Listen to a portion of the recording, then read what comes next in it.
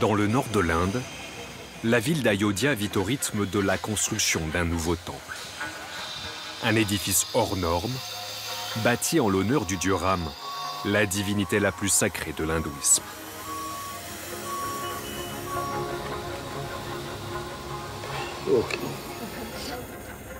Nous passons sous les nombreux pavillons. À quelques semaines de l'inauguration, Nripanda Mishra est sur tous les fronts. Ce projet est le plus important de sa carrière. Le marbre a été posé ici? Oui, c'est en cours.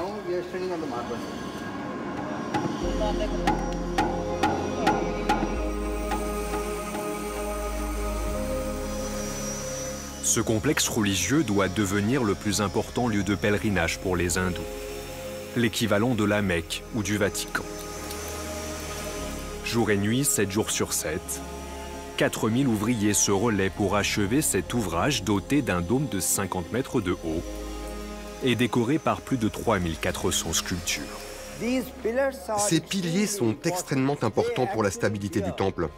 C'est sur eux que repose tout le poids des pierres utilisées. Et chacun sera orné d'une sculpture. Et ça, c'est l'emplacement tant attendu par 1 milliard d'hindous depuis des siècles.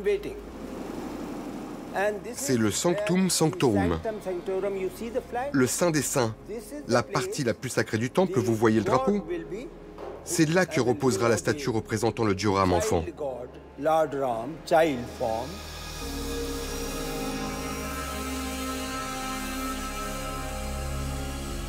Pour de nombreux observateurs, la construction de ce nouveau lieu saint symbolise la politique suprémaciste menée par le Premier ministre d'extrême droite Narendra Modi. Le temple est bâti à l'emplacement même où une mosquée fut détruite il y a 3 décennies par des fondamentalistes hindous.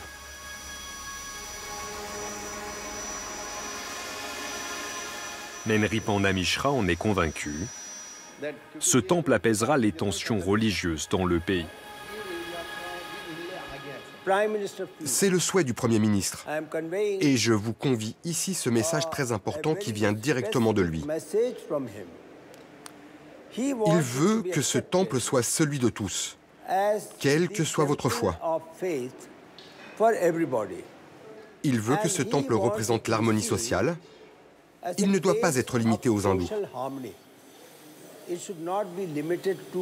C'est la volonté du Premier ministre qui espère aussi que le pays ira désormais de l'avant.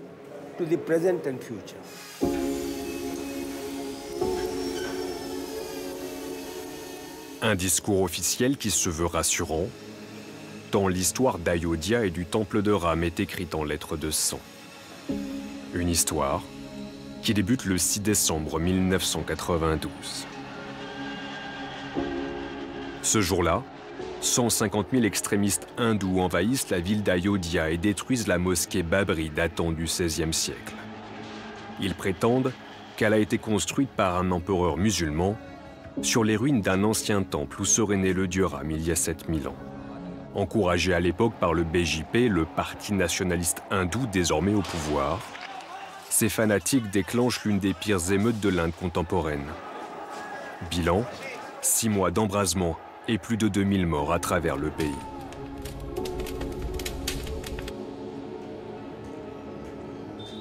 À quelques centaines de mètres du chantier, c'est un jour particulier pour ces membres de la communauté musulmane de la ville.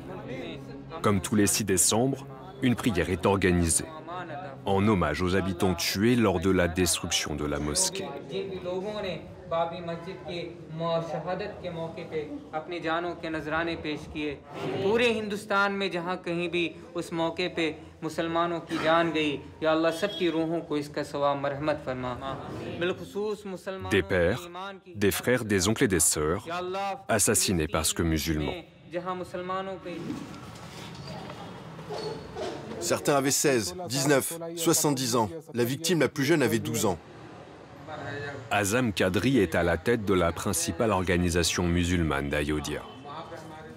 Pendant 30 ans, cette association a multiplié les recours devant les tribunaux pour demander justice au nom des victimes de 1992 et s'opposer à la construction d'un nouveau temple réclamé par les fondamentalistes hindous. Cette longue bataille judiciaire a pris fin en 2019, quand la Cour suprême indienne tranche en faveur de ces derniers. Cette décision est alors vécue comme une injustice par les 200 millions de musulmans du pays. La Cour suprême elle-même a reconnu qu'il était impossible de déterminer s'il y avait ou non un temple hindou sous les ruines de la mosquée. Ils ont aussi reconnu que la démolition de la mosquée était illégale, contraire à la justice. Mais les juges ont eu peur que de nouvelles émeutes éclatent s'ils ne rendaient pas un verdict en faveur de l'autre camp. Imaginez la douleur que nous ressentons de voir qu'un site qui fut pendant des siècles notre lieu de culte soit désormais celui d'une autre religion.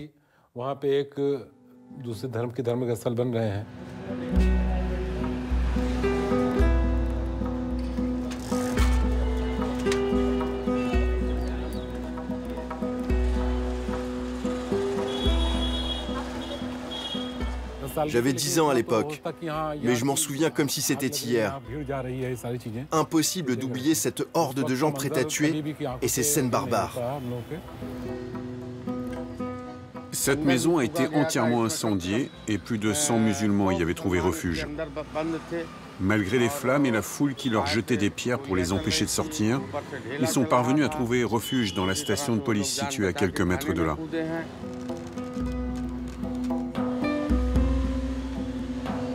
La maison d'enfance de Sayed Mohamed Halim fut l'une des premières attaquées. Ces photos ont été prises une semaine après les violences. Ça, sur la photo, c'est la pièce que vous voyez. Tout le plafond en bois a brûlé. J'ai dû tout reconstruire en acier. Pareil pour les murs en plâtre qui menaçaient de s'effondrer. Et cette pièce aussi, tout était noir à l'intérieur.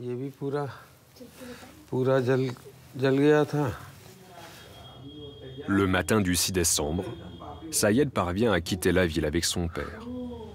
Il revient à Ayodhya 2 jours plus tard et découvre l'ampleur du bain de sang. J'ai reçu un appel me signalant qu'un cadavre avait été retrouvé à mon domicile. La femme de mon cousin a été tuée. Elle ne pouvait pas marcher et nous n'avions pas de véhicule pour nous enfuir avec elle. On l'a cachée pensant qu'ils ne la tueraient pas car elle était malade. Mais ils l'ont tuée. Elle était allongée sur le lit. Ils sont rentrés, ils lui ont jeté de l'essence et ils l'ont brûlée vive. Son corps entier était carbonisé. On ne distinguait que quelques parties de son corps. Hindous et musulmans vivaient pourtant jusqu'ici dans une relative harmonie. Mais à la veille de l'inauguration du nouveau temple de Ram, Sayed craint le retour des groupes extrémistes responsables de la destruction de la mosquée. Nous n'avions aucune animosité envers nos frères hindous. Nous nous sommes toujours appréciés, respectés. Quand quelqu'un avait besoin d'aide, nous prêtions main forte et inversement. Nous étions vraiment heureux. Ce ne sont pas nos voisins qui ont commis ces crimes, mais d'autres individus venus de l'extérieur de la ville. Eux expriment publiquement leur haine à notre égard. Cela se voit dans leur regard. Ils ne veulent pas que nous vivions ici à Ayodhya.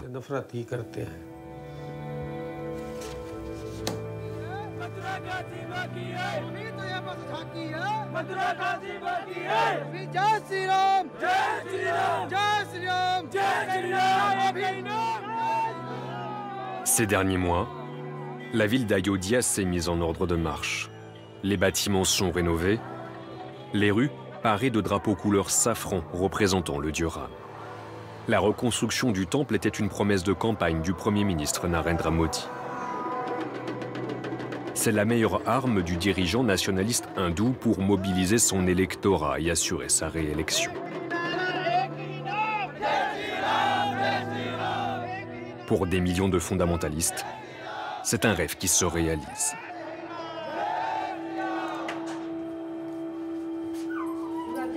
Santosh Dubey a participé à la destruction de la mosquée en 1992. À l'époque, il venait d'intégrer les mouvances religieuses d'extrême droite. Cette photo date du 6 décembre. Elle a fait la une de ce quotidien. C'est au moment où nous escaladons la mosquée. Là, vous voyez, c'est moi. Le premier dôme a été détruit à 13h, le second à 14h30 et le dernier aux alentours de 16h, 16h30. J'étais sur l'un des dômes. Les volontaires en bas utilisaient des cordes pour le faire tomber. Il s'est affaissé et je suis tombé. Le dôme m'est retombé dessus. Originaire d'Ayodhya, il s'est vu confier une mission. Recruter le maximum de volontaires prêts à prendre d'assaut le site musulman. Ça, c'est quand on planifiait la démolition de la mosquée. On allait de village en village. Là, c'est moi sur la photo. Cela nous a bien pris 1 an et demi pour tout préparer. C'était une tâche immense, on avait besoin de bras et ces volontaires ne se trouvaient que dans les villages. J'ai préparé 5000 formulaires. Dessus était écrit « Voulez-vous que le temple de Ram soit construit à cet endroit ?» Mais attention, si vous dites oui, cela signifie que vous devrez démolir l'autre édifice. Et c'est au péril de votre vie. Si vous voulez vous joindre à nous, signez en apposant l'empreinte de sang de votre pouce. Santosh a été condamné à 1 an de prison pour participation à une organisation criminelle et promotion de la haine religieuse. Un sacrifice nécessaire à ses yeux. Je n'ai aucun regret. Je suis très heureux de ce que nous avons accompli. Sans cela, le nouveau temple n'aurait jamais vu le jour. Cette action était nécessaire. On finit bien par mourir un jour, alors pourquoi ne pas se sacrifier pour notre religion? C'était les slogans à l'époque. Soit nous tuons, soit nous nous ferons tuer. Mais à la fin, la mosquée sera rasée. Elle sera détruite pour permettre la construction du temple. Pour nous, tout cela n'était que justice. Si quelqu'un vient détruire le lieu de naissance de Jésus-Christ ou de Mahomet, vous ne pensez pas que ces communautés ne tenteront pas de se venger? Ce terrain qui nous a été pris par les armes, nous l'avons récupéré par les armes. Il n'y a rien de répréhensible à cela. Cela ne devrait choquer personne. L'Inde est une nation hindoue. Elle l'était, elle l'est et elle le sera. Pour Santosh, comme pour des dizaines de millions d'hindous, la construction du temple de Ram est perçue comme une revanche sur l'histoire. Selon eux, c'est une manière de réaffirmer leur identité religieuse opprimée pendant des siècles, par les invasions musulmanes, puis par la colonisation britannique. C'est le cœur du projet porté par le gouvernement nationaliste de Narendra Modi. Son nom, l'Hindutva. L'idée d'une Inde faite pour et par la majorité hindoue. Cette idéologie veut rompre avec l'image d'une Inde où coexistent pacifiquement les différentes religions. Cet idéal, pourtant, une association tente de le préserver. Quel est ton prénom? Arina. Afakula est un travailleur social. Il organise pour les jeunes d'Ayodhya des promenades à la découverte du patrimoine culturel de la ville. Allez, rapprochez-vous. Il y a tellement de monuments, de lieux qui font partie de notre héritage, mais nous passons souvent devant sans y prêter attention, sans chercher à connaître leur histoire. Juste à côté de nous, nous avons un temple en l'honneur de Shiva. Et ici, le lieu où nous nous trouvons est connu sous le nom du plateau du dieu Hanuman. Vous pouvez à cet endroit nouer un bracelet rouge si vous le souhaitez. C'est une croyance. Si vous nouez un fil rouge et que vous faites un vœu, votre vœu s'exaucera. Désormais, les gens réfléchissent à 2 fois avant de se rendre dans un temple ou une mosquée s'ils ne suivent pas telle ou telle religion. Ils n'ont plus cette curiosité envers l'autre. Et quand vous ne cherchez plus à comprendre les traditions des uns ou des autres, c'est là qu'un fossé se crée dans la société. Et de cette situation naît la violence entre les communautés. C'est bon pour tout le monde? Ils explorent pour dépasser les clivages et rappeler les influences entre les différentes croyances. À quelques mètres de là, ce mausolée abriterait la tombe du prophète Seth, 3e fils d'Adam dans l'islam. C'est vraiment la tombe du prophète Seth? Parce qu'il est né en Arabie, non? Absolument. Tout comme son père, Seth est né en Arabie, puis il a voyagé jusqu'ici. C'est prouvé dans de nombreux écrits. Vous ne trouverez pas d'autre sanctuaire comme celui-ci en Inde. Il est unique. Afak veut se faire le relais de l'idéal d'harmonie entre les religions. Un idéal défendu à l'indépendance par Gandhi et Nehru les pères fondateurs de la nation. La diversité de notre pays est notre richesse. Et embrasser cette diversité, le vivre ensemble, c'est ça notre force. C'était le rêve de nos combattants pour la liberté, ceux qui ont lutté pour notre indépendance et qui ont rédigé notre Constitution. C'est écrit noir sur blanc. Nous devons vivre ensemble dans une société inclusive et aucune discrimination basée sur la religion ne devrait exister. Mais à Ayodhya, comme dans le reste du pays, ces paroles sont désormais noyées par la haine de l'autre. Une haine dont la jeunesse indienne est le premier témoin. J'ai tellement d'amis hindous ou musulmans, mais pour moi, il n'y a aucune différence. Mais cette atmosphère violente et hostile nous affecte tous. Quand vient la date du 6 décembre, certains amis, notamment musulmans, commémorent un jour noir sur les réseaux sociaux. Tandis que d'autres amis hindous vont célébrer une victoire. Et je me retrouve au milieu. Je ne sais pas comment réagir. J'ai récemment été admis à l'université. La plupart de mes camarades de classe sont hindous. Il n'y a qu'un ou deux étudiants musulmans et ils sont devenus des cibles parce qu'ils sont issus d'une minorité. Ils sont harcelés et insultés par certains étudiants hindous.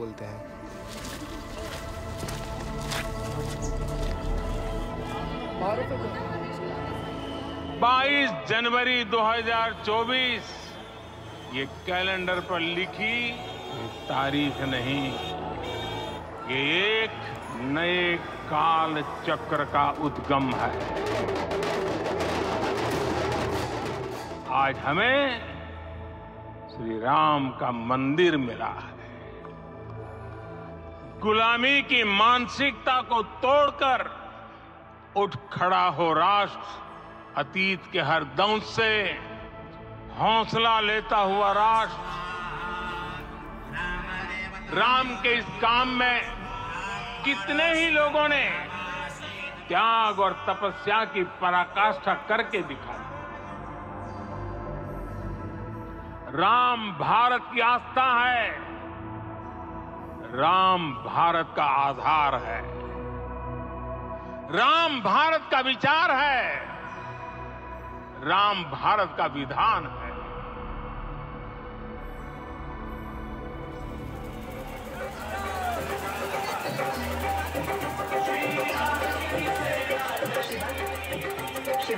Santosh Dubey ne s'était pas rendu sur le site depuis la démolition de la mosquée. Entouré de ses compagnons d'armes, il parcourt les 10 kilomètres qui séparent son domicile du temple tout juste inauguré. Lui, par exemple, Anjan Trivedi n'avait que 15 ans. Tous ces gens ont combattu avec moi. Et aujourd'hui, la vérité et la religion triomphent. Jamais nous n'aurions pu imaginer que nous assisterions au retour de Ram de notre vivant. Nous pensions que cela arriverait dans une autre vie.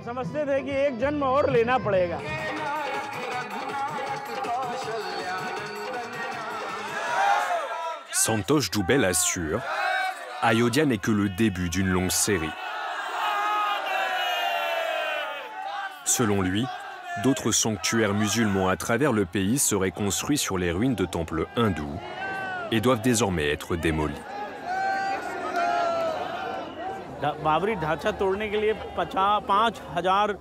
Quand il a fallu détruire la mosquée Babri, nous étions 5000. Mais je sais que pour sauver le temple du dieu Krishna dans la ville de Mathura, je peux vous rassembler 500 000 volontaires.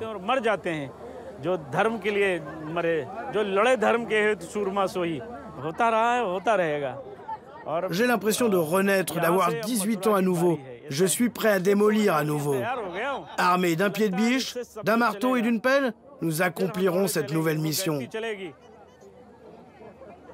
Nous démolirons leur lieu de prière musulman et nous bâtirons la nouvelle maison du dieu Krishna.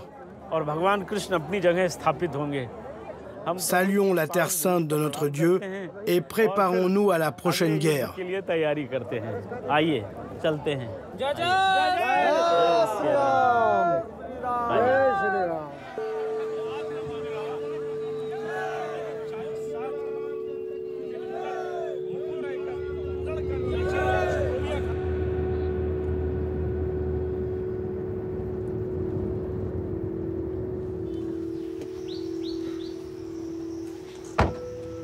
En 2019, la Cour suprême a obligé le gouvernement à attribuer un terrain à la minorité musulmane pour qu'elle puisse reconstruire une mosquée.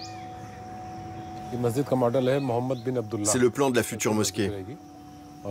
Il y aura un musée, une bibliothèque et un hôpital pour accueillir les malades du cancer. Le site choisi par les autorités se trouve à 20 km du nouveau temple. Le terrain commence à partir de ce pilier. Et tous les poteaux jusqu'au bord de la route délimitent la zone où la mosquée doit voir le jour. 20 000 m² au total. Faute de financement, le projet tarde à sortir de terre. Pour Azam Kadri, cette situation résume à elle seule la marginalisation des musulmans dans la société indienne. La situation de la communauté musulmane est tout sauf bonne. Dès que quelque chose de mal se produit dans le pays, nous sommes ciblés.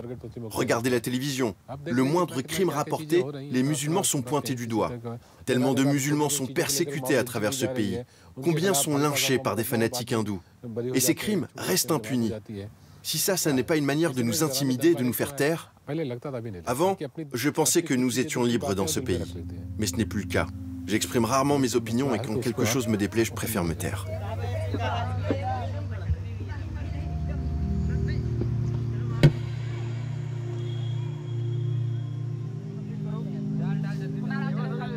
Loin des tensions religieuses, Afaq poursuit sa mission. Les 4 équipes sont arrivées?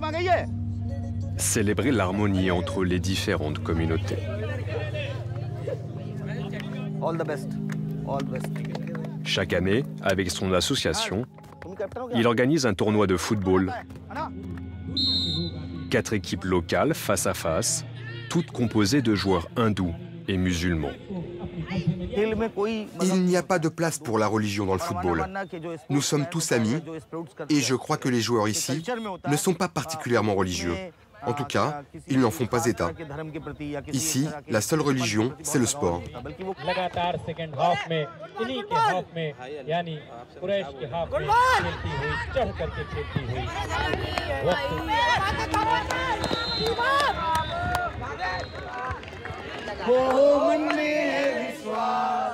En guise de récompense, une coupe pour les vainqueurs, mais surtout un extrait de la Constitution indienne. Notre préambule débute par « Nous, le peuple de l'Inde » et plusieurs valeurs sont mentionnées. L'égalité, la liberté, le sécularisme, la fraternité. Et c'est ce que nous voulons rappeler aux joueurs. Nous voulons leur rappeler que ces valeurs comptent pour nous. C'est ici, depuis cette ville, que d'atroces violences communautaires ont débuté avant de se répandre dans tout le pays. Et avec la construction du temple, c'est encore plus crucial de propager ce message d'harmonie et de fraternité. Parce que notre vivre ensemble est en danger. Parce que certaines personnes veulent donner un caractère politique à cela et ne voudront jamais que nos 2 communautés vivent ensemble, s'assoient à côté de l'autre, partagent leur nourriture. Mais nous, c'est ce que nous voulons défendre.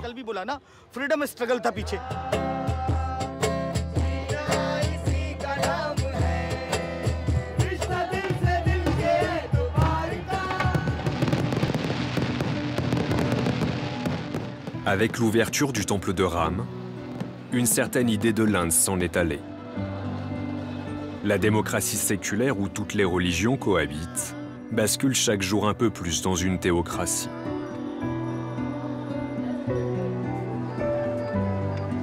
Soutenu par une grande partie de la population, Narendra Modi transforme petit à petit le pays en une nation avant tout hindoue.